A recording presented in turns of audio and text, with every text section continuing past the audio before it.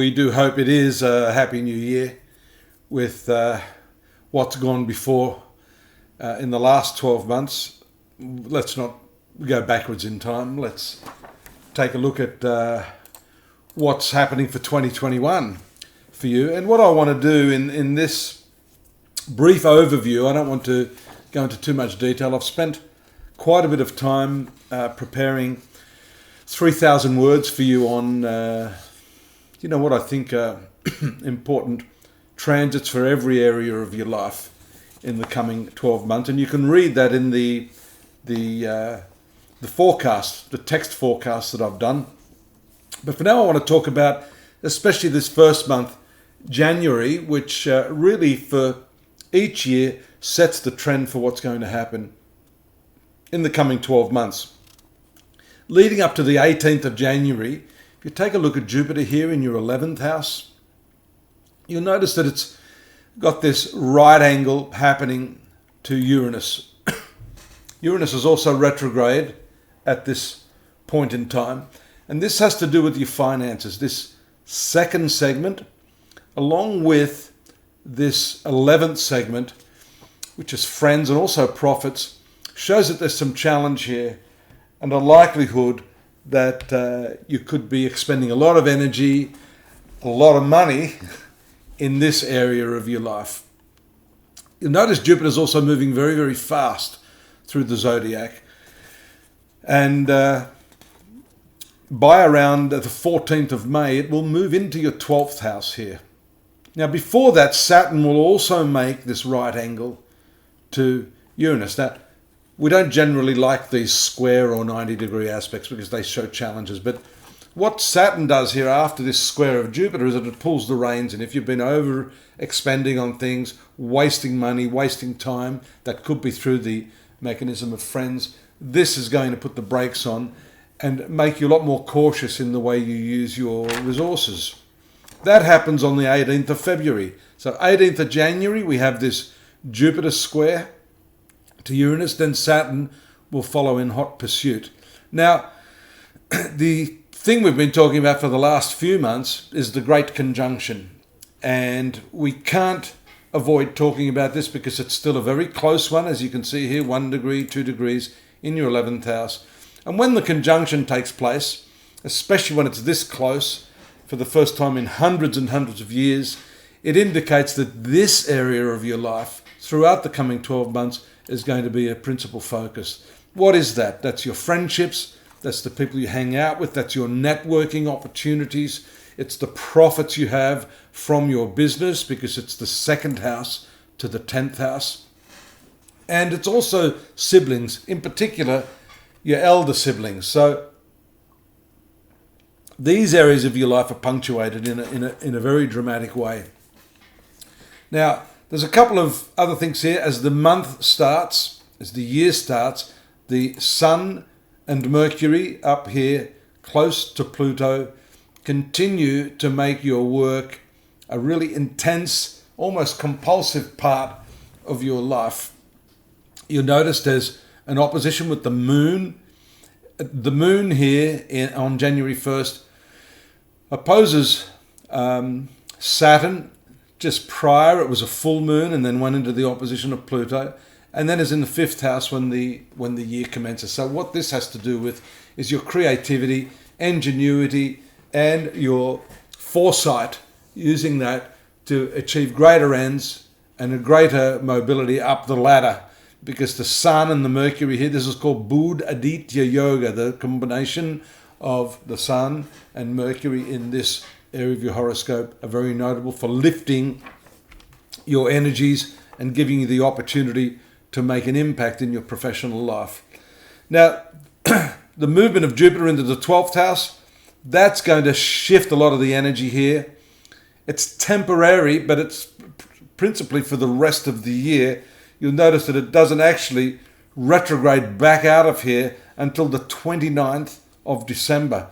So although the year commences up until May with that principal focus on your friendships and your, all those things I mentioned, it shifts here into the 12th house. That is a very, very spiritual area. It's a secluded area of the horoscope.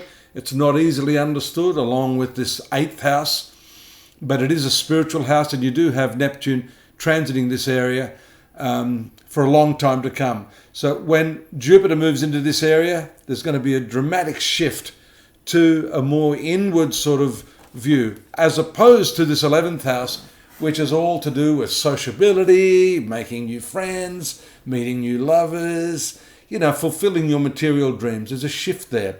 That will return in the new year of 2022 when Jupiter retrogrades back into this area. At least that will also be temporary, and then it will come back in. So it's going to be oscillating for some time between these two houses of your horoscope. 2020 it was there, 2021, 2022. You'll notice also Mars is going to move out of your sun sign in the early part of the year. That's going to shift your energies to finances, at least up until that May period. Now, a couple of other important things. The 26th of May, there is a lunar eclipse, and that occurs in your 9th house of Sagittarius. Higher learning, legal matters, educational pursuits, and, God willing, if you're looking at travel, this is the time when you can make contacts in foreign places and really, really take off into the wild blue yonder. The eclipses are important because they punctuate the timeline of the year. And we see also straight after that in June, the solar eclipse taking place in Gemini. Gemini is your 3rd house of communication. It is also linked to this 9th house because it's opposite that. Whereas the 9th house has to do with all of the higher learning and the wisdom and the philosophy, the 3rd house has more to do with the day-to-day mentality. Notice also your karmic point is here, the North Node. So there's a big, big shift also in the way you think, desires to improve yourself and your communication, and also a lot of short journeys are shown by the transit of this planet in the 3rd house. On the 15th of June, we see the square between Saturn and Uranus again. So this square is the one we were talking about. It is the principle of tradition versus the principle of progression. So you may be having some difficulties there again over these financial matters and how to best play your hand, especially if you're wanting to do something that's out of the ordinary, something that breaks the sort of bounds of where you've been in the past. This could be a little bit shaky, but you've just got to have faith that progress is, the only way forward. You can't go backwards, Aries. There's a few other aspects here. They relate principally to Jupiter and Saturn doing this forward and retrograde motion. These two planets, as I said at the outset, are going to be the primary ones that are influencing you throughout 2021. There's also another lunar eclipse on the 19th of November. That takes place again in the finance sector. Can you see how, irrespective of all the other transits, these outer transits, the big planets, the outer planets, are predominantly pointing to these areas of your horoscope, which is why I've narrowed it down. I'm trying to keep this down to about 10 minutes for the introduction for you. And you can colour that all up with the text, as I said, to show you how to fill in all of the gaps between these. But these are the critical points of the year. Finance again, a lunar eclipse here. The moon is ruling the 4th house, of which this lunar eclipse is a part of. So there will definitely be connections between your home life, your domestic situation, your property matters, those bigger ticket items that you want to spend, and this lunar eclipse in the 2nd house, which is your income. Also, this square we talked about between using your finances in a traditional way as opposed to how to progress yourself and break the mold. You've got to break out of that, Aries, if you're going to achieve new things. And that's what that lunar eclipse is about. Finally, there is a very important solar eclipse that takes place in December.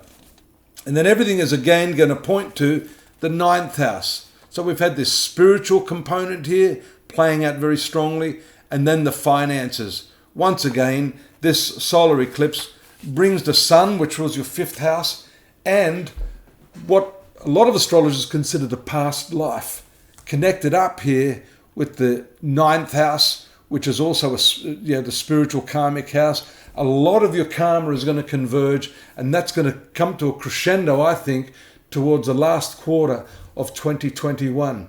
It's a time for you to break free of these old patterns that have held you back financially, that have held you back in terms of your relationships too, because you notice when the year starts, Venus, which rules your marriage, is almost in the same degree as Ketu, the south node or the past karma point. And this has to do with your philosophical views, the way you view your life and your karma, and how you come together with your partner. So a lot of that sort of stuff is going to take precedence throughout the coming 12 months. Understanding where your partner is at, that partner understanding where you're at, and somehow working together so that your ideals, your ideologies converge and you're stronger as a couple rather than as individuals. Do go and have a look at the 3,000 word essay I've written for Aries alone. I've done 3,000 words on each of the 12 star signs. You will find that is going to fill in all of the little holes and gaps here, because I've just touched on those main areas that all of these big planets are converging on. Drop me a line if you need to. Subscribe. Tell your friends about it. Come on into astrology.com.au, and we're going to pick up in February with your month by month and hopefully give you that extra insight that you need to help you transform your life in 2021. Take care now. Bye, Aries.